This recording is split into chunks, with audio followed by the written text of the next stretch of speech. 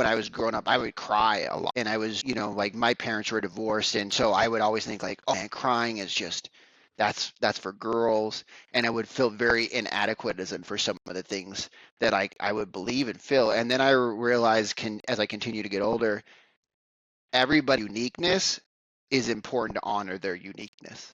And we try to fill the shoes of other people. We try to fill the shoes of what society used to tell us men should be. We try to fill the society now of like the woke movement and stuff of telling us what we should slow down and figure out what a man we want to be. Welcome, everybody. It's time once again for the next chapter with Charlie Hedges as he explores turning the page on his life and yours.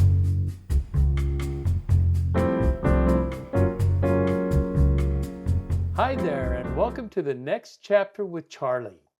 My special guest today is Chris Avery, who, as you know, I had a conversation with earlier this week, and it was very cool. I'm loving chatting with Chris.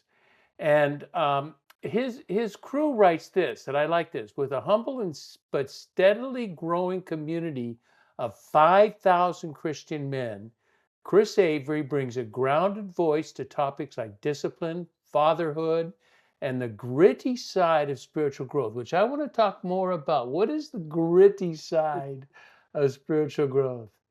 And they put, Chris wasn't born with unshakable confidence. He's walked through the valley of fear, experienced doubt, and rebuilt himself 1 mile at a time, which we will talk about more as the show proceeds.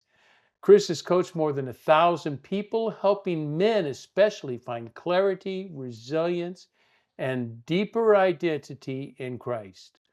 Let's find out more as we bring Chris Avery on the show. Chris, welcome to the next chapter with Charlie.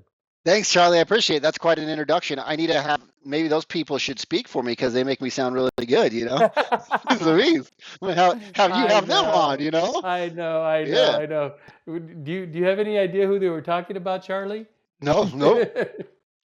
I love it. So why don't we do this? Why don't we begin our show and let's just jump right into it.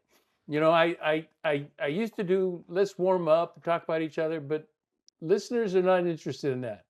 They want to just get right into the meat of it. They don't care who you are and who I am.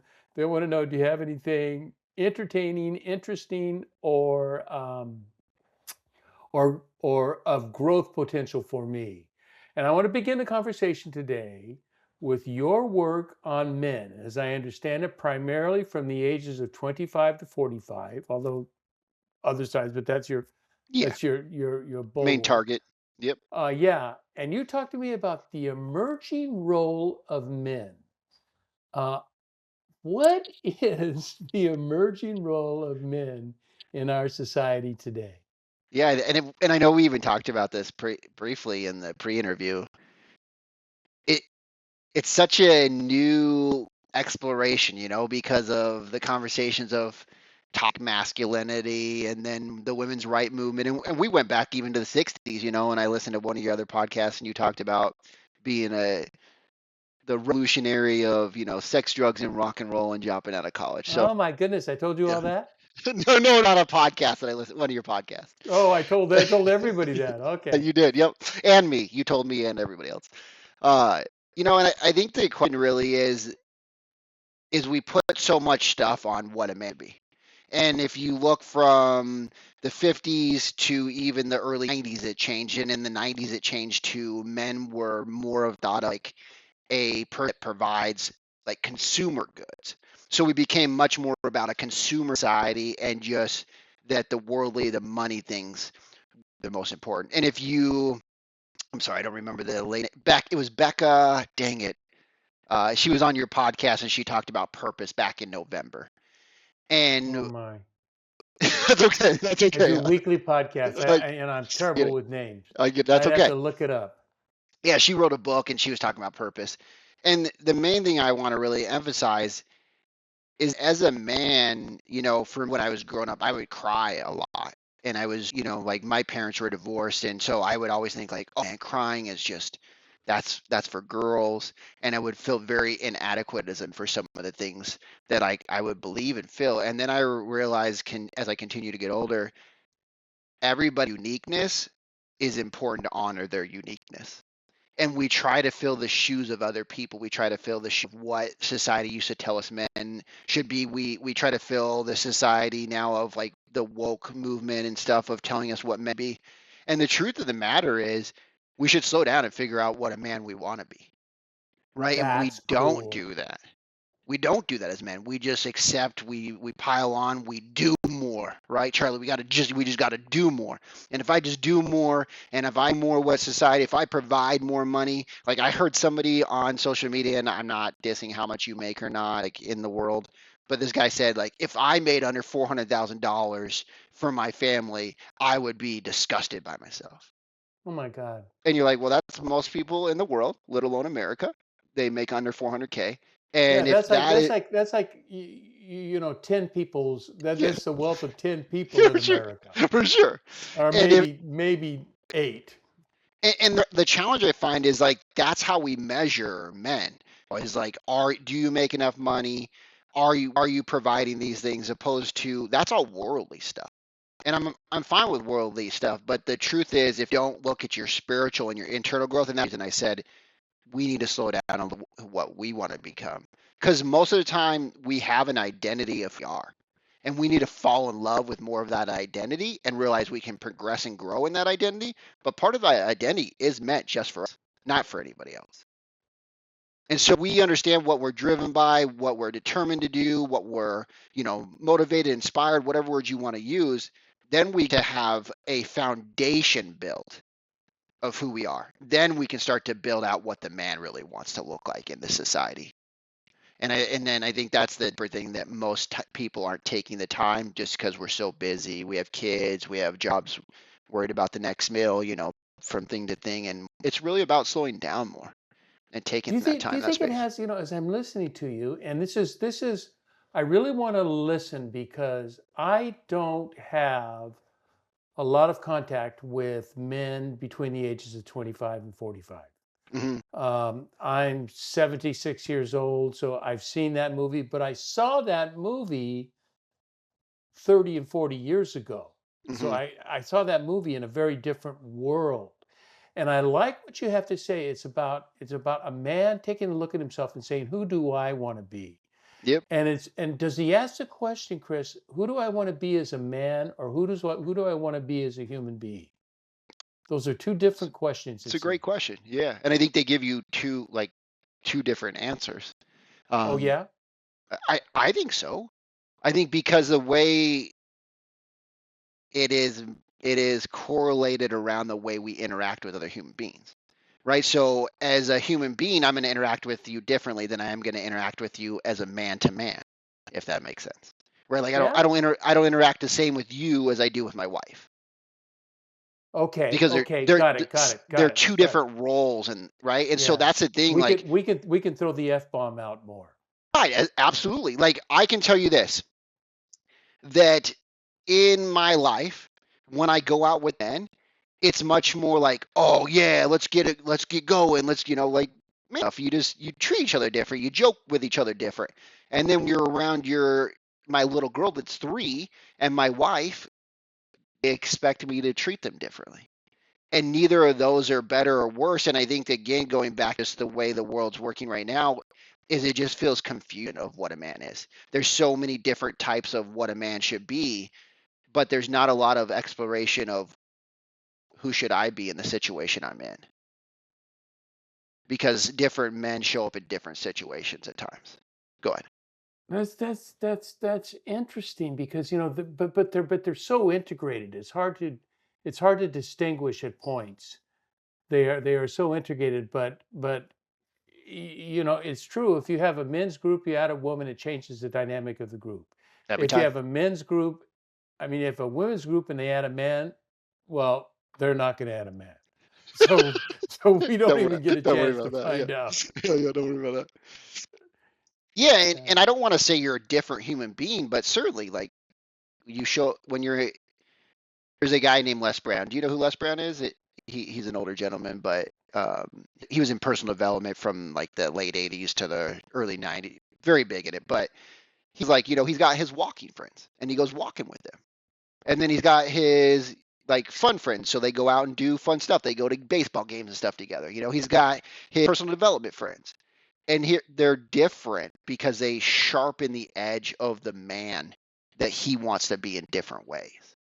And that's my point of when you show up a little different. Like I show up differently when I go running every day than I do when I show up when I'm at home, because the edge, the sharpening of my spirit, the sharpening of my edge to make me better are, I have to pull out different tools, and I have to show up in a different way for them, and that helps me be a more whole man.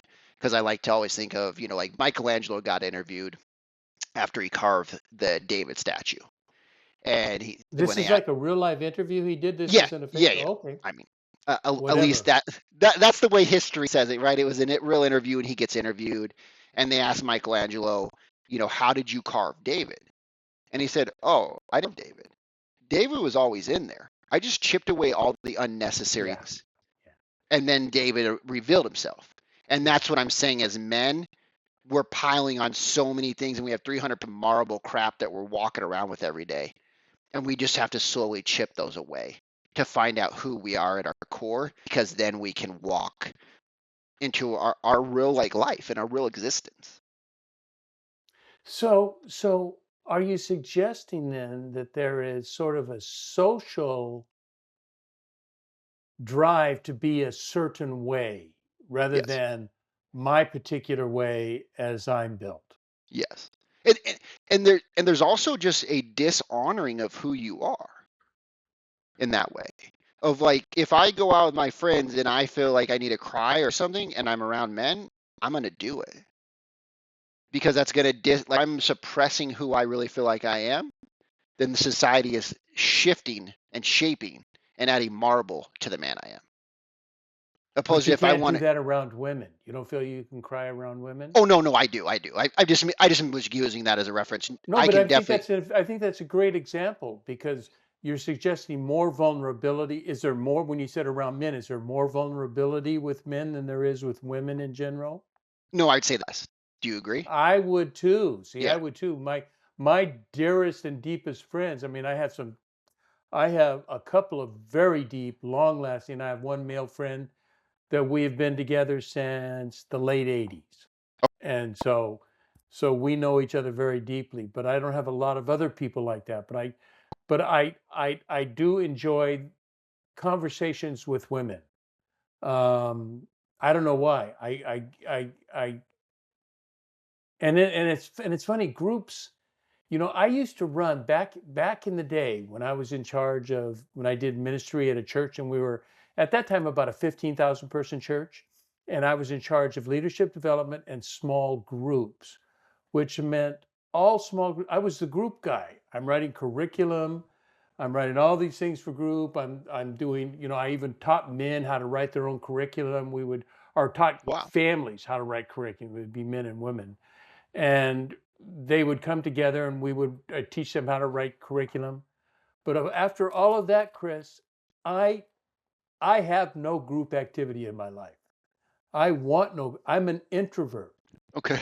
and Yeah. so I like so for me, doing life according to me has been that way since I was 30. Okay. But I had a very crazy upbringing until I was 30 as well. I mean, my Okay. decade of my 20s was, as you said, sex and drugs and rock and roll and just experimenting and finding out. And then I settled, and you know what the settling, what this the settling driver was? I I, I was reading the Bible to disprove it, and Jesus spoke to me. The Holy Spirit spoke to me. wow. Said, Charlie, I want you to know this is not bullshit. Literally, those were the Wow. words that came I to my love that. came to my mind from the Holy Spirit. This is not BS, Charlie.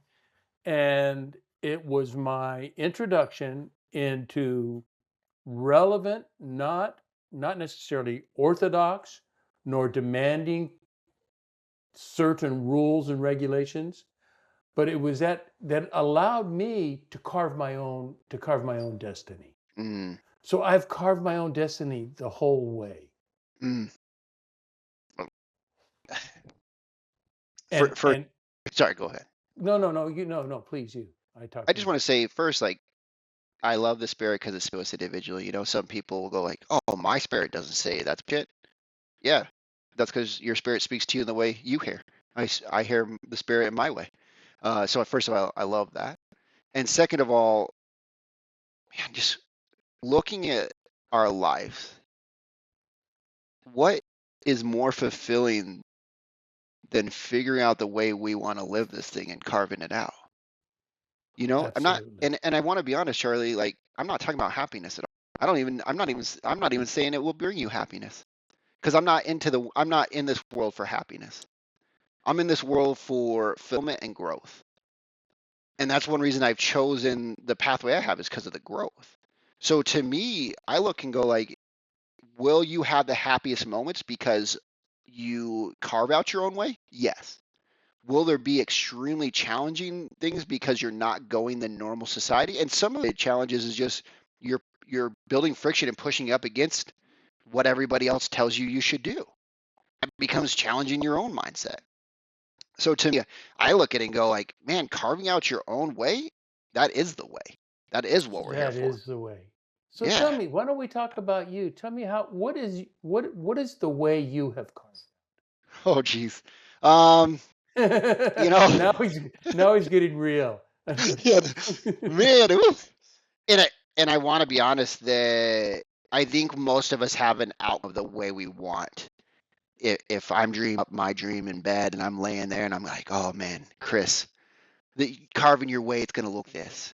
And then, oh man, and we think about like all the things that'll happen from it. And then we get out of bed, and it doesn't look that way. And then we make a decision like, or I'll say, since we're talking like, I made some decisions. Am I gonna have the fear? Because I do, right? Like, I'd love to tell you I don't ever have any fear, but I do. I'm afraid. I get scared. I cry. I want to quit. And my mission and my purpose is just my carving my way started with a simple thing, and it was saying yes to my wife that she was going to run a marathon and it was going to be her last marathon. Her friends dropped out. I hated running. So just keep in Now, mind when how I'm long talking ago about, was this?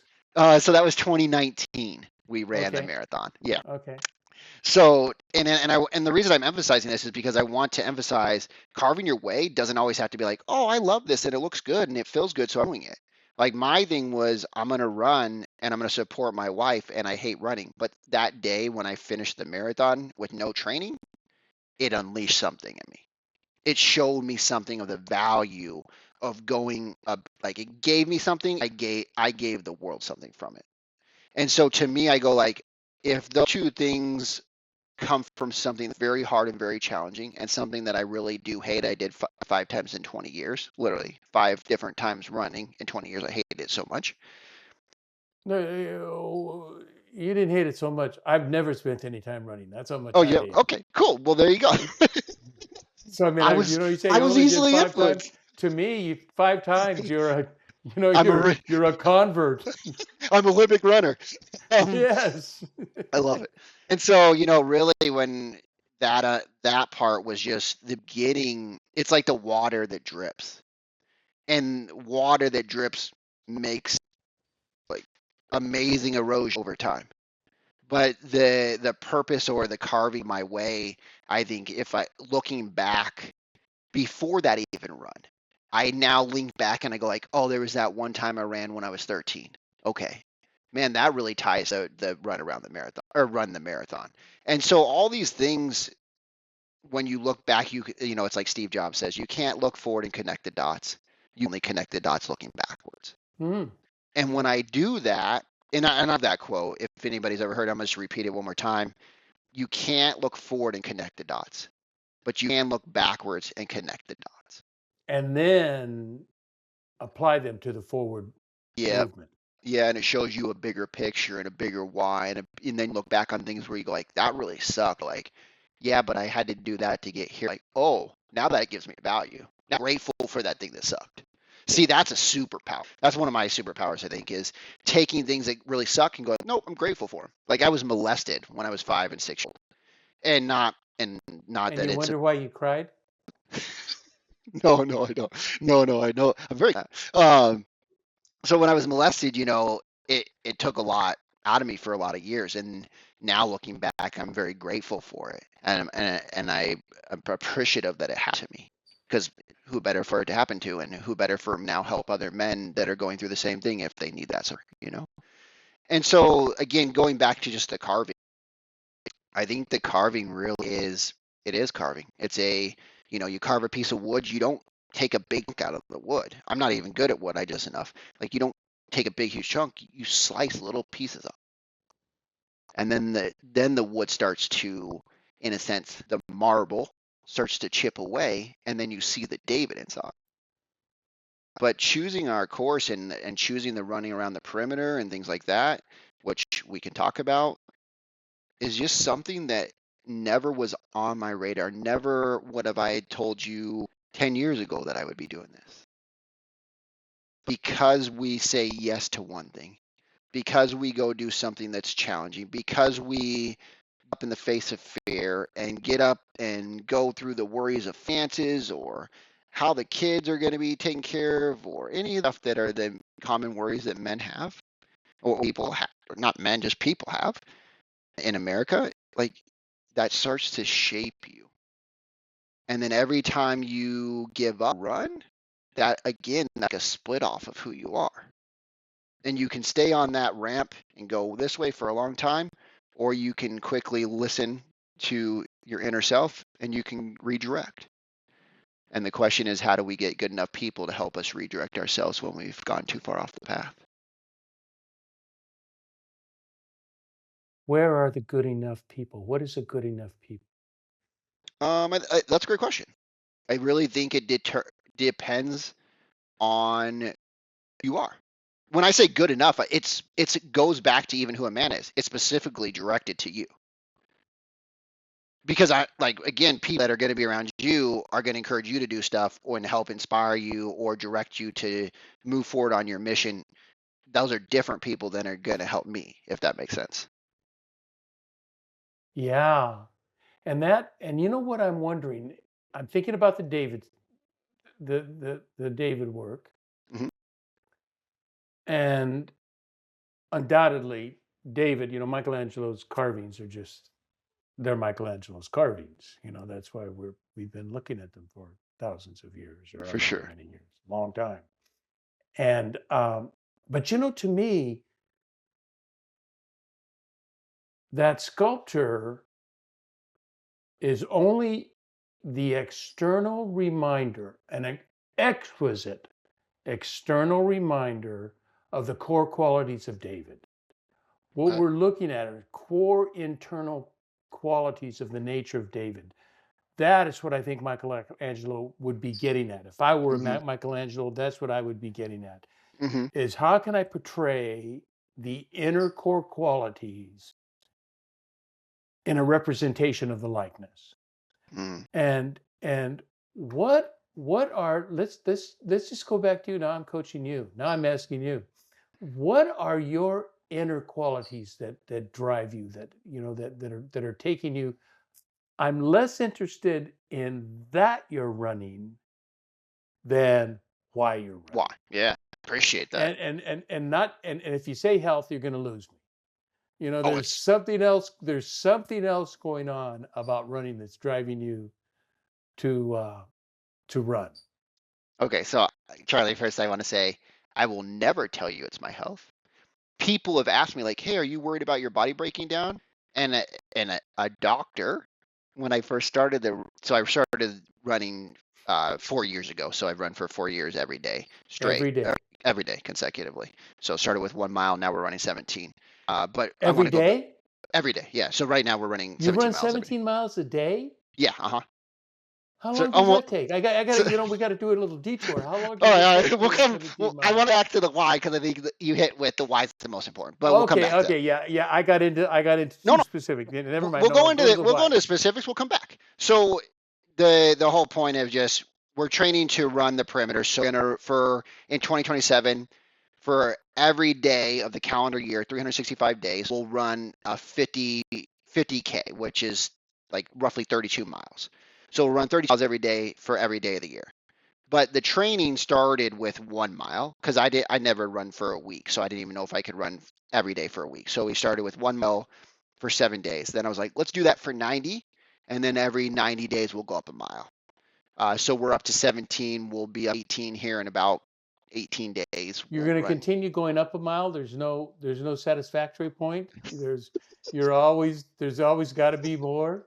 I just want to get closer to 30 before we start doing 30 a day. So the whole goal was to get my body prepped and my mind prepped and my spirit prepped or just whatever it's going to go through. So what's in it for runners? Yeah. Because I So know runners will always give you, they'll give you the, health thing, but that they're just like you. Runners are going to say the same thing. I don't do this for health. I mean, that's a great advantage. That's a reason for doing it, but that's not the driver. What is the driver? yeah, What's the high yeah. for I think running? that goes back to the why, right? And Sure. so I'll do my best to answer like the why for the run and this question at the same time. And if I don't, you can re-ask me.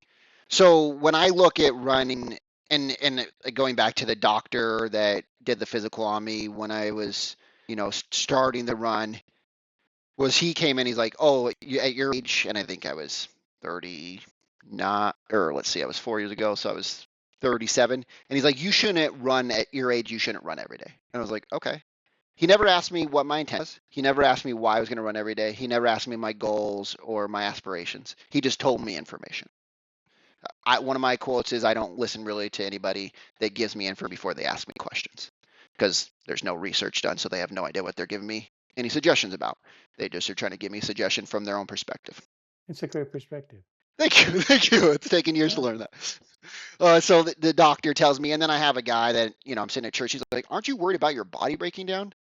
And man, if I was doing this for my health, I'd be doing it differently. I want to be running nearly the mile I'm doing. I want to be running every day if I was doing this for physical better health. So the why is the most important. And you said like what drives you, and drive is one of my favorite words, right? Like we all talk about discipline, and I know everybody thinks discipline's sexy and it has sizzle to it and all that good stuff, and everybody wants to Jocko talk to you. Willink, Yeah, like Tim yeah, Ferriss. exactly. Just do it, right? Just get up and do it. David Goggins, you just got to do it. That's all fun and stuff. But discipline is a lagging indicator. It's not the leading indicator. And most people, when they're wanting to be new, they try to make it the leading indicator that they're crushing it. So going back to what drives me is this. I love doing things that people tell me I can't. And that goes back to childhood. That goes back to when we had a food fight in the cafeteria because I threw mashed potatoes at somebody because they said I wouldn't do it and I couldn't do it. So, so like I love doing that tell people that tell me I can't do it. I love doing things that like make people question their beliefs or make them with themselves in a new way. I love when I look at doing something like this, like I love doing something hard and going like, man, I'm a man because I did something hard. And so those are really the big things that drive me. The fourth thing is I just want to show people what God created us, how unstoppable we are when we're connected to our spirit and inspired and working with God. And so those are really the big four things. But the first three are the big things that tie back to me as a child, to my identity when I was younger, right? So those are really reinforced in me. So it's not about changing my identity or creating a new person. It's about tapping the old stuff that already knows me that helps me fulfill the run right now. So that's really what drives me. And I hope that answered your question. Yeah, that's very good. That's very good. Tell me more about men. I want to go back to our original topic because my original question, and I'd like to know more about men in their 25 to 40, the early manhood. If the roles are different, you explained why. What roles necessarily? What would you say? Are there a general set of roles that are emerging that you're seeing as sort of true across the spectrum, or are they Mm, all individual? it's a good question. I think there's categories. Okay. I think, What would they that, look like? yeah, again, I hope I'm answering your question. So if I'm not, redirect me. I think it goes like this. The younger group is confused. right? Confused on what's worth it. How does really work? How does life work for them when they are still told the same old societal story of get a job, get a house, get married, live with a white picket fence, and life will be okay? Because looking, in the generation of the 25-year-olds, it's not. That's not as attainable as it seemed at one point. Oh my And goodness, yeah. yeah, I mean, we look at that, and then you look at a little bit older that's about 5 to 10 years older than them, and they're the ones that have kids that realize that dream isn't quite what they thought it was going to be. Yet they followed it. They've been to college. They got the job. They've been successful in these external things. Yet a day they live a life. It's the quote, like the life of quiet desperation, lonely, concerned, uncertain. They want to feel certain. They want to have like some guarantee because they feel like that was what they were guaranteed. And there's not. So it's almost like an evolving. Uh, it's almost like the 25-year-old person is going to evolve to the 35-year-old guy. We just, you just have to give them time. And then I think there's that 45-year-old, the 40 to 45-year-old man that's sitting there going like, man, I've done a lot of it. I've raised my kids. I've either missed out on their life or I was there for a lot of it. But most of them are sitting there and going like, man, I hope this next 10 years of life I'm more part of. Like not working as much. Maybe I am more financially stable, so we're not so worried. And there's starting to become this like culture of thinking about just the future and not so worried about like the past or where they are at the moment, if that makes sense. And so I think there is a more of a future king when you're that 45-year-old man because you go like, man, life is starting to change. My kids are starting to get older. They spend less time with me. I didn't enough time with them. And you start to think about the regrets, but you think about how they're going to like pay moving forward or how you can do something different moving forward. I think there was a huge, and you're reminding me of a huge advantage of men like me, and I think my son wasn't born until I was 42. Okay.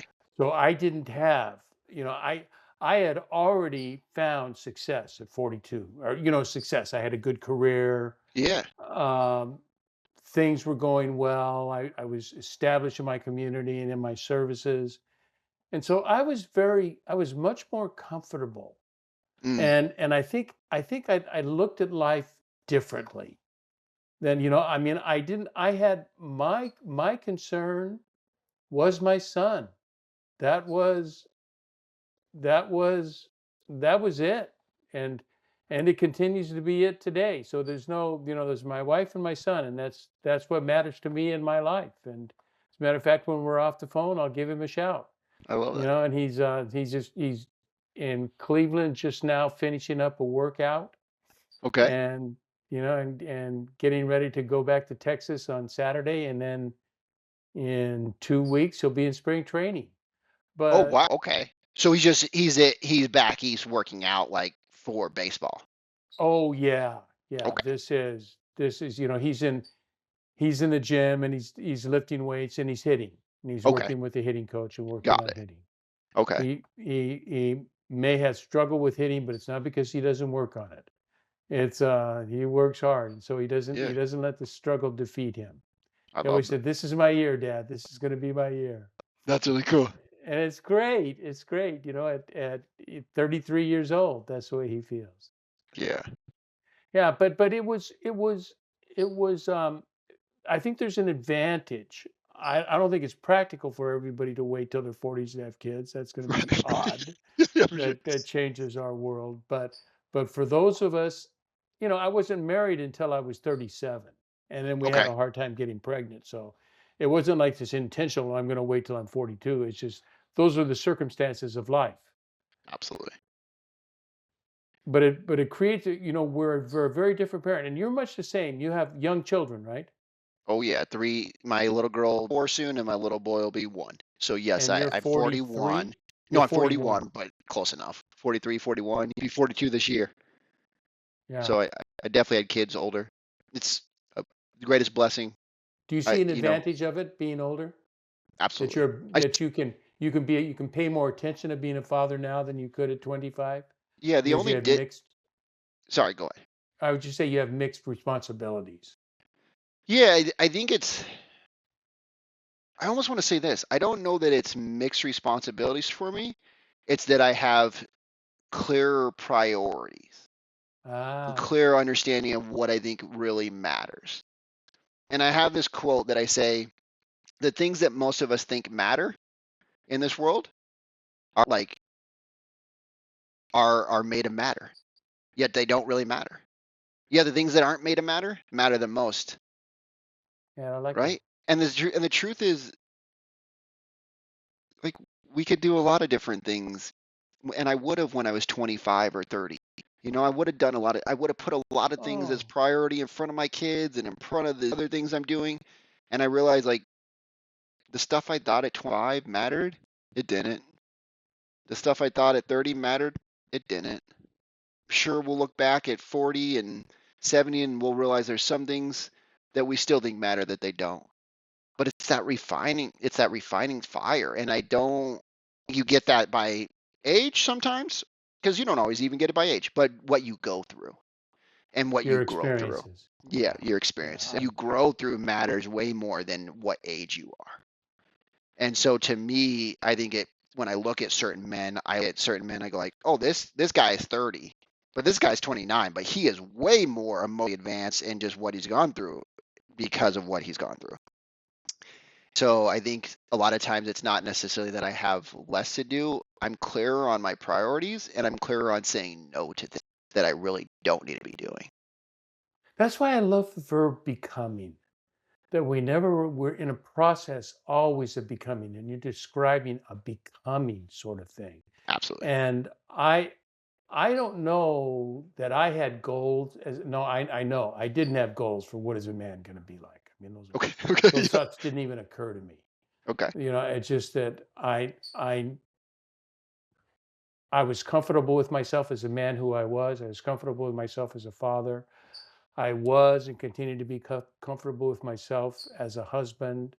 And we have, this is we've been married. We've been married 40 years or 41.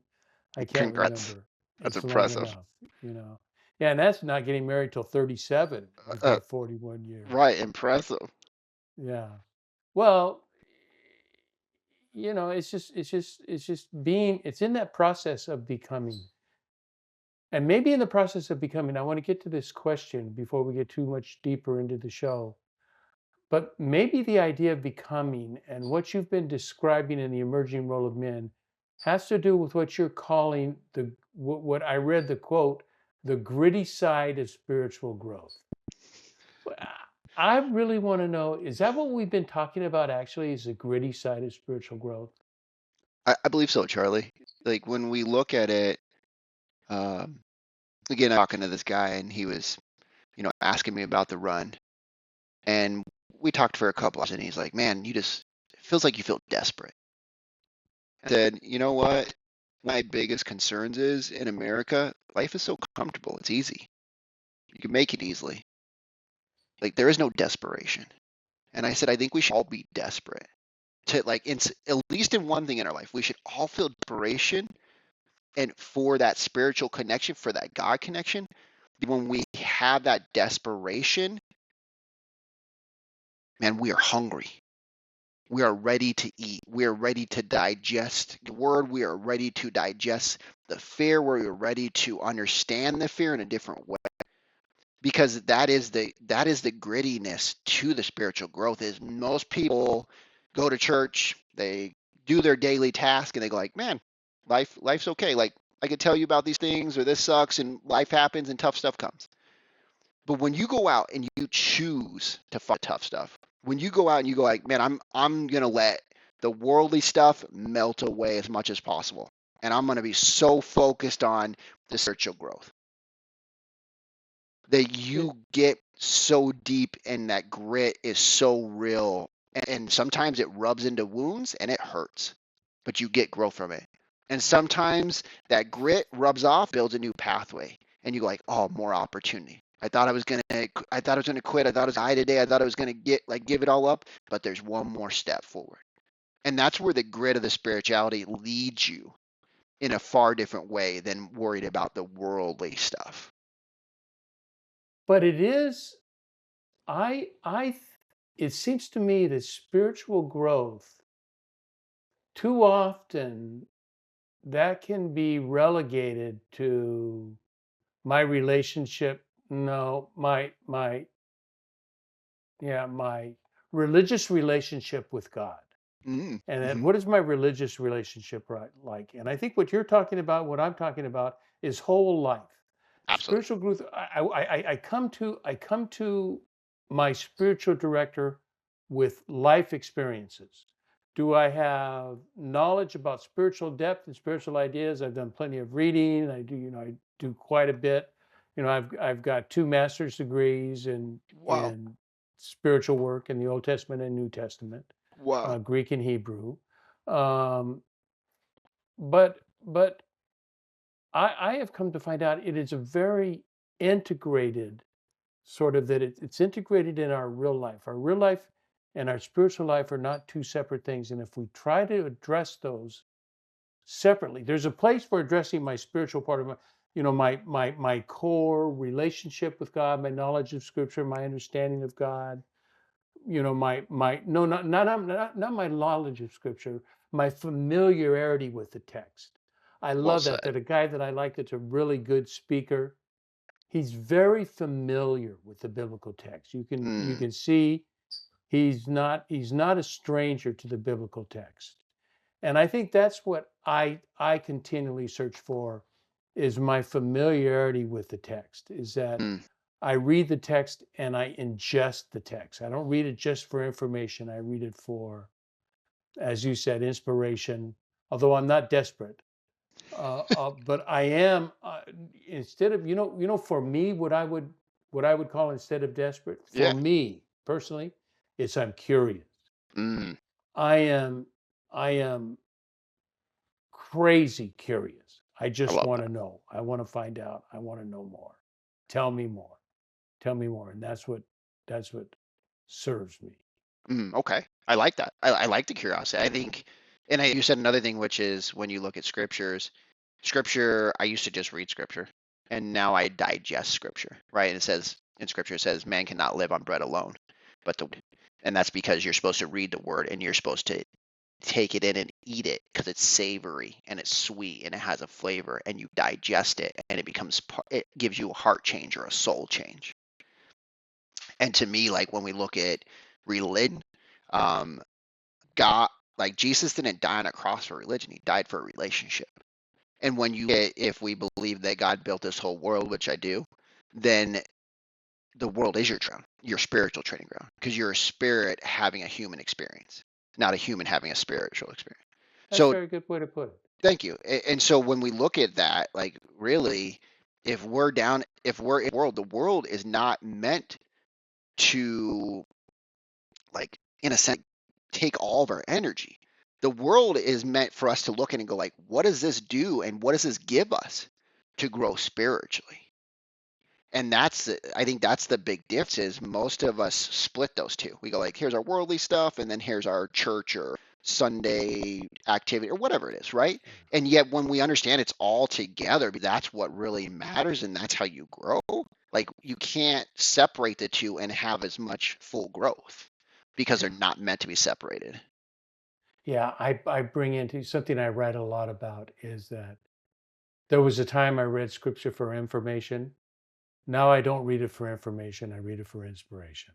Mm, And so that's why I practice Lectio Divina, which means I don't, if I'm not reading for information, it means I don't read a whole chapter at a time, except for right now, I'm reading for information. okay. So right now I read the Psalms every day. Okay. I read a psalm every Okay. day, and then I do a Lectio Divina reading from an epistle. I just finished Timothy, which means I do 2 or 3 paragraphs and close the book and then ponder. Yep. And so it took me 2 weeks to go through Second Timothy, which I think is like 4 pages, I love because that. I'm in no hurry. But I'm also reading the Gospel of Luke for information. I'm Okay. reading the Gospel of Luke because I want to, I want to another understanding, another window into what is Luke trying to say to his audience. What message is Luke trying to get? So so every time I come to it, I'm coming to the text. I either come to the text with a purpose. If I don't come to the text with a purpose, like I'm doing with Luke, I come to the text with one thought in mind, and that's inspiration. What will lead me to prayer and worship? What's going to lead me and better understanding of my life in light of all of that? So I love that you keep bringing inspiration. It's one of my favorite words. I love it much more than motivation. I don't know. Do you know the origin of the word inspiration? I do not. Okay, I'm a big fan of origins of words, so I like to come up. Etymologies, huh? Yeah, yeah, I love it. It literally is. It's really dorky and weird, but I it's just so Very interesting to go cool. back Very and cool. look. It just it's amazing to go back and go like, where did this word come from, and like, what did it really mean originally? And Uh-huh. um, so so the word inspired means in spirit. And so the reason I love that is because when you feel inspired, it means feeling it in your spirit. So if you feel deep, like I like to go like if I feel goosebumps or something else that's very like moving to my soul, I go like that's in my spirit, and that's important for me to understand, and important for me to like hang on to and remember. Because when we're inside, we're living in our spirit more, and I think that's a profound way to understand it. Get just our daily interactions. What um what questions? Let's sort of start wrapping up. And I want to know, I'm curious, what questions does, and maybe you just answered that. And so I'm thinking you just gave me the answer to that already. Say, Charlie, I've already answered that. Go to your next question. What are the indicators or what are the habits a person reading for inspiration may do that a person reading for information may not do? You're saying specifically scriptures? Yeah, yeah. Let's Okay, talk about okay. scriptures. Okay, I didn't know if you were talking about books in general.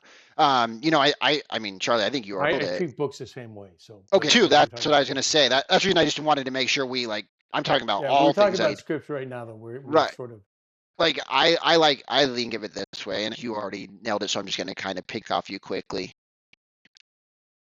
If you're really into something and you really are like wanting something from it, then make sure when you read it, you're getting something from it. It means take the time to slow down and read a verse and go like, what does this really mean? What different does this mean? Like, what were they doing back then? Like, what did their society look like? Maybe makes sense. Like, where is it? Let me go back and read the beginning of the chapter and understand the context of it better. Because the truth of the matter is, none of us are looking to. Man, we have information passing by our eyes, from the billboard you drive to the computer that you get on to the phone you're looking at. We have more information in a day than most of the people in the 1800s had their whole life. of course. Yeah. So if we look at it, it's not about having more information, it's about more transformation.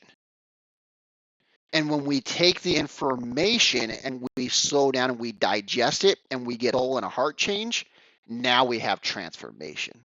So for me, and I'm hoping to answer your question, it's what you said is like I take the scriptures, I take books, and there was a time where I would read a book a week, and then I turned to my wife and I said, I'm done with that. I'm not doing it anymore.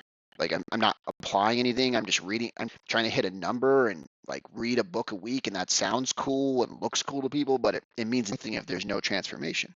So I look at what are you getting from it and what can you give up from it. And when we look at it that way, now you've become a teacher and the student, and you're willing to ingest and transform the information inside yourself more. I like that. I think that's a good that's a really good lesson. And for me, when I find that I've reached the inspiration part, when I've attained what I'm looking for, is that there is this sense inside me, and I don't know how else to say this, but a sense of settling inside of me where I'm comfortable.